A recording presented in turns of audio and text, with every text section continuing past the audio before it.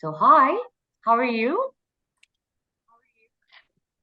Doing well and excited to touch base on this topic, which I think is just ignored all across, medicine, across, taking care of the elderly, the sick. I think it's a huge topic, and if we touch upon it, I think it'll kind of radiate into all aspects of people's lives, even beyond our intimate relationships with our caretakers. So I think it's really important.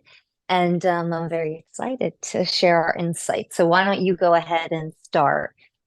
Well, one of the biggest things that took me a while actually to realize is that SPS did not only change my life, it changed the life of all the people around me, all the people who loved me, all the people who took care of me or had to start taking care of me because, at 36 and late 30s, you're not supposed to have someone help you take care of yourself. So those are things that came with the acceptance of the disease and came a bit later. At the beginning, I was a bit selfish and self-centered.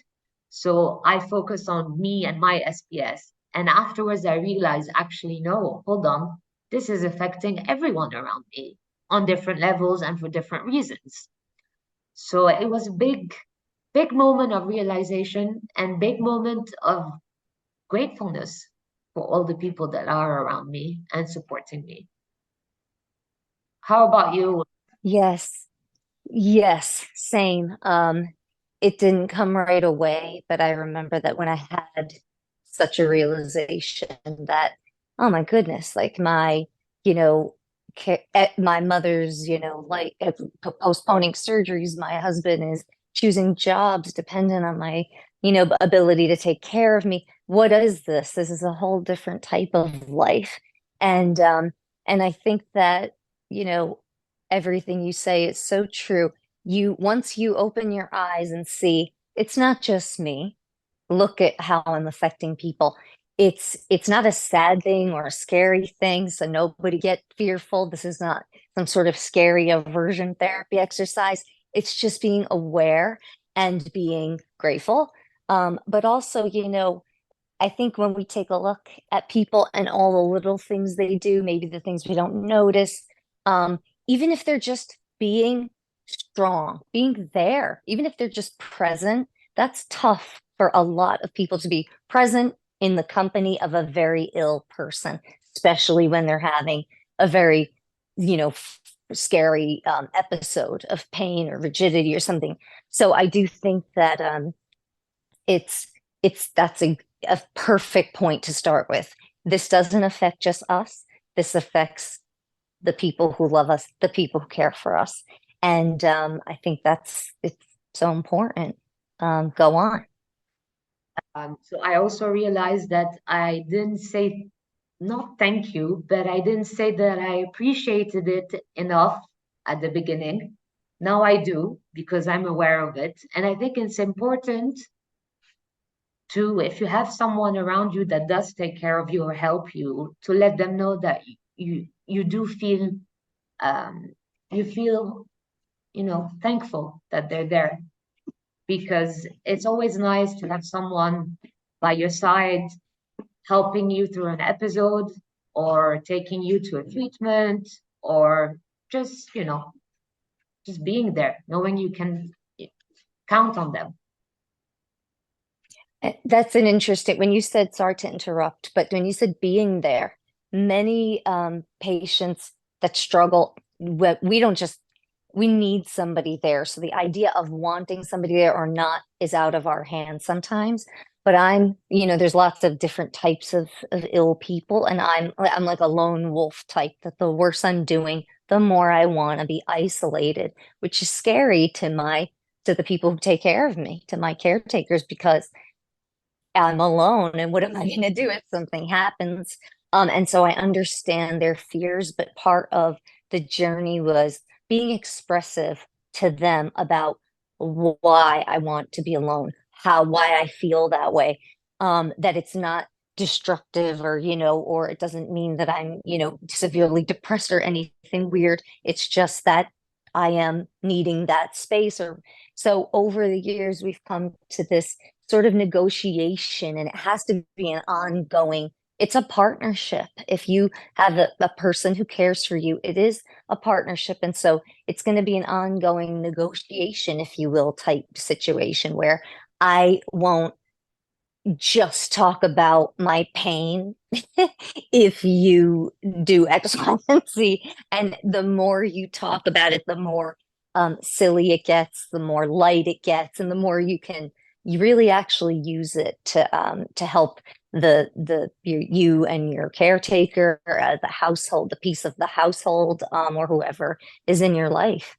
Even your doctors will be happier that you're more stable, etc. You touched on something that was quite interesting when you said you talk less about your pain. That's something that also really helped me because when people surround you, this is especially your close circle, right?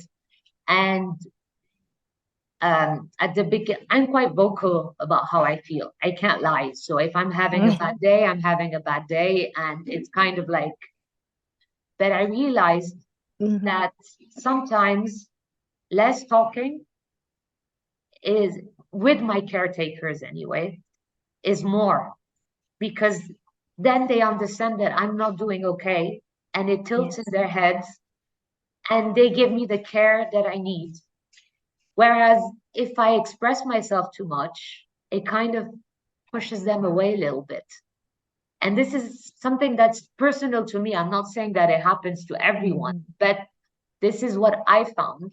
And it Mhm. was interesting to learn that the less I kind of spoke, the more I kind of got support and the more love I got and the more emotional support I got. And I think that's human nature in general. I mean, it has nothing to do with SPS. Yes, you took my next point, which was to say you have sort of extrapolated, if you will, that to life. That is human nature. You chase your love when you're little, and you push them away, and then you don't care, and then they like you. It's these laws that we learned when we were young, but we forgot about. And then you come to know them. And even though you come to know them through things like illness or aging or things that aren't necessarily comfortable, it is wisdom nonetheless. And it helps you navigate your life in a much more positive way and much more productive way for yourself and for your, much more importantly in this episode, but for your caretaker. I think that, one of the things that you said about not talking, I remember just, a quick anecdote. I was on the train from Connecticut to Baltimore to Johns Hopkins to see my neuroimmunologist, the conductor of the orchestra of the symphony of my care, if that makes any sense. And so we were heading down. I wasn't doing well, and on the train, sitting next to my mom, who's been, been with me every step of the way, my advocate, and I promote using that word advocate because it is what caretakers are when they're with you and they're saying your name for you or helping you with assistance. That's advocacy. And using the word advocate helps in a medical situation these days, I think. And it's well deserved. I would say you would know who to give that name to. Um, so my mom, an advocate, is singing next to me on the train, and it happened to be a time where one of the places that's sacred in the whole wide world to me is Notre Dame in Paris, and it was the fire, and it was happening in real time, on social media on my phone, and we were on the train, and I wasn't doing well physically at all, and we were traveling too bad for us generally, and it hit me emotionally. And usually I can cry at a Hallmark commercial, but I can also contain those tears if need be. So with my mom, who already has to suffer the indignity of seeing her daughter go through what she's seen, I try not to cry next to my, I lost it. Notre Dame burning. I couldn't handle it. So I was watching, tears are streaming down my face, just like something unnatural. She just stayed there. and I didn't talk, and she didn't talk, and I wanted to because I talk, and anybody who knows or loves me knows that. Oh my gosh, she talks. I mean, so and I just didn't, and so she didn't, and that's the support I needed at that moment. And I wouldn't have gotten it if I was trying so hard to explain what I was feeling. So I think we do a lot of trying so hard to explain what we're feeling that we don't understand that it's going to be lost on most people. It is weird what we're experiencing. So it's going to be very difficult for somebody to get in our shoes. And if somebody's willing to just stand by us through it, that is gold. And we don't need everybody to feel it in their mind. We just need them, and we don't want them to. I think, when you give it a good think, you wouldn't wish this on your worst enemy. And I'm including some political people in my mind right now. So I really believe that. I wouldn't wish this on my worst enemy. So, I think in that we should not even, think so much that if we really try to explain it to them that they're going to understand, but rather let's be more quiet, listen to what they're experiencing about, they get very little in terms of processing time. So I think we can be that for them in a way. Like heals us too, gets this attention off of our pain. You said something, and I think that's what we're going to end on. It's basically, um, we don't necessarily think about them processing whatever they're going through. And we have to give them, and this is for me a shout out to everyone who cares for me, give them like credit for everything they're going through. They don't voice it because they don't want to tell us how they're feeling. And you also made a very strong point. No one is going to understand how you feel because it's impossible if you don't have SPS to understand what SPS is. And you It cannot is. ask someone to understand. But once you get through that, the relationship with whoever your caregivers are or your close circle are or your loved ones are becomes so much better. And I think it's part of the acceptance of the disease, especially at the beginning. Yes. For me, that's all I have to say today. I mean, is there something else you want to add?